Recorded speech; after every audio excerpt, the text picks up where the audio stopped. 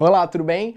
Neste vídeo trataremos um pouquinho sobre a linguagem da poesia romântica de primeira fase. E aí, para isso, já gostaria de começar dizendo que é uma linguagem muito associada à musicalidade. E aí, quais são os recursos que se ligam à musicalidade? Ora, a rima, o ritmo, a métrica. Vai lembrar, rima é a capacidade que os finais do verso, legal, têm de combinarem sonoramente. O ritmo é, digamos que, a configuração das sílabas átonas e tônicas, não é isso? De modo a manter ali um padrão. Vou mostrar isso daqui a pouco para vocês. E a métrica é a quantidade de sílabas poéticas que possui lá um verso, não é isso? E a gente tem aquela métrica que se chama regular, né? Então tem, por exemplo, a redondilha maior, a redondilha menor. Vai lembrar que, nesse momento, as redondilhas maior e menor, elas são bastante utilizadas, porque elas são muito musicais. Então as escolas que têm a pretensão de serem musicais, elas se utilizam bastante redondilha. Por exemplo, assim faz a literatura de cordel. Assim faz, por exemplo,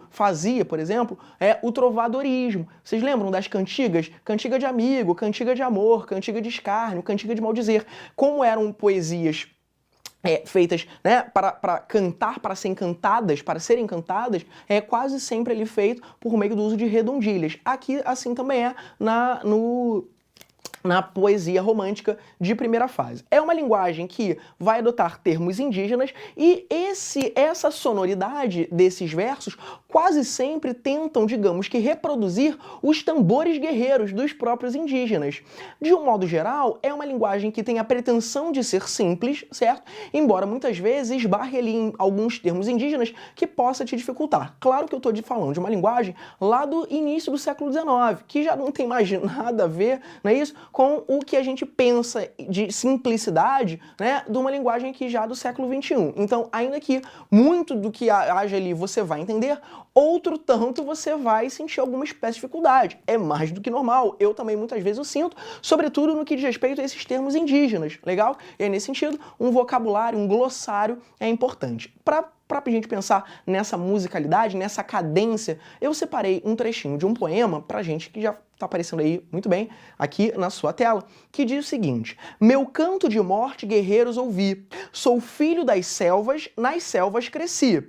Guerreiros descendo da tribo do Tupi. Da tribo pujante que agora anda errante, por fado inconstante, guerreiros nasci. Sou bravo, sou forte, sou filho do norte, meu canto de morte, guerreiros ouvi.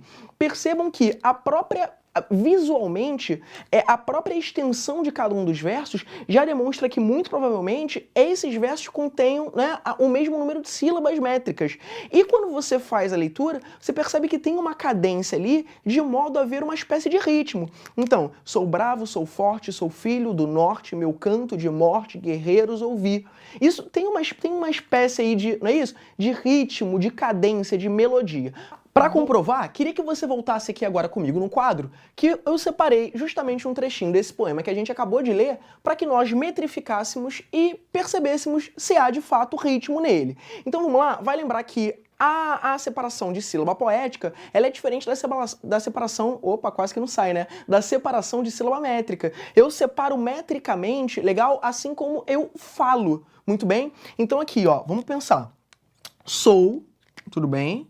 Bravo, sou, for, eu paro sempre na última sílaba tônica. Como a sílaba tônica da palavra forte é for, não é isso? Eu paro no for. Sou filho do nor, parei no nor, porque o T é sílaba átona. Meu canto de morte, parei no mor. Guerreiros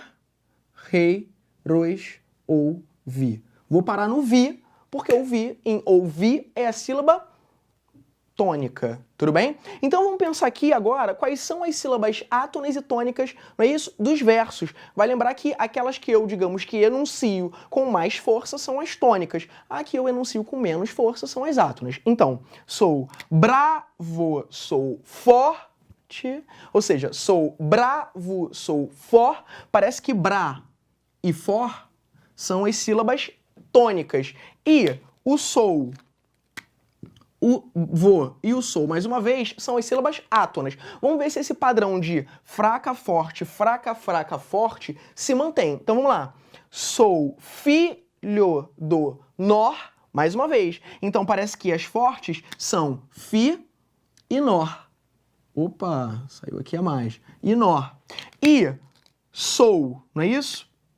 Mais uma vez, o lho e o do são as átonas. Vamos perceber se isso se mantém ainda no terceiro verso. Meu canto de mor. Opa, mais uma vez. Então parece que as tônicas são can e mor.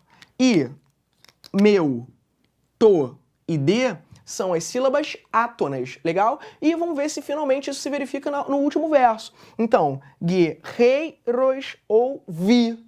Guerreiros ouvi. Mais uma vez, parece que as tônicas são o rei, legal? E o vi. E que aqui o que eu tenho é fraca, fraca e fraca. Fraca em ge, fraca em rois, fraca em ou. Ou seja, perceba que em todos os versos eu tenho o seguinte padrão. Eu tenho uma sílaba átona, tudo bem? Que é representada pela cor vermelha. Uma sílaba tônica, que é representada pela cor azul. Duas sílabas fracas, representadas mais uma vez pela cor vermelha. E, finalmente, a última, que é tônica, representada pela cor azul. E aí o que eu tenho é mais ou menos uma espécie de ritmo que se faz assim, ó. Fraca, forte, fraca, fraca, forte. Então seria alguma coisa desse tipo, ó.